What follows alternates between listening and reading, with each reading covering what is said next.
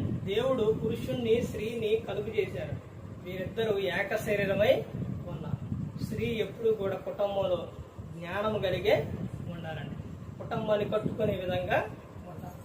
స్త్రీ పాత్ర ఎంత గొప్ప పాత్ర అంటే, స్త్రీ పాత్ర ఎంత గొప్ప పాత్ర అంటే, స్త్రీకి రెస్ట్ అనేది ఉండదు.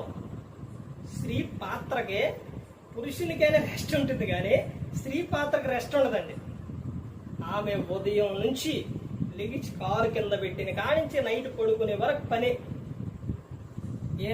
స్త్రీకి ఇవ్వచ్చండి ఎంత జీతం ఇస్తామండి. అసలు ఎంత జీతం ఇస్తారు? అసలు ఎంత పని చేస్తుంది.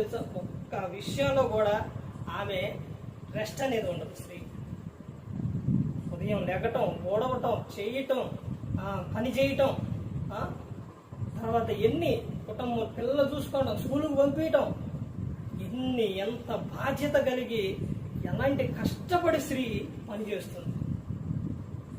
ఇంత పని చేసే ఆ స్త్రీని, ఇంత కష్టపడే స్త్రీని పురుషుడు ఏమంటారు, పూర్వం కరివేపాకు తీసేసినట్టు కరివేపాకుని తీసేస్తారే అలా తీసేస్తారు. కానీ స్త్రీ చాలా కష్టపడుతుందండి. కుటుంబం విషయంలో, పని విషయాల్లో, పిల్లల పెంచే విషయాల్లో బాధ్యత కలిగి చాలా కష్టపడుతుంది. స్త్రీ పాత్ర గొప్ప పాత్ర అండి. అందుకనే దేవుడు సాటైన సహాయంగా ఇచ్చారండి. ప్రతి ఒక్కరు గమనించుకోవాలి, ప్రతి ఒక్కరు కూడా తెలుసుకోవాలి. ప్రతి ఒక్కరు కూడా దేవుని యందు భయభక్తులు కలిగి ఉంటారు. ఎవరు కూడా నశించి నరకానికి వెళ్ళిపోకూడదు. యేసుక్రీస్తు ప్రభువు ఈ లోకానికి వచ్చి మనందరి కోసం శిలువలో ఆయన మరణించారు.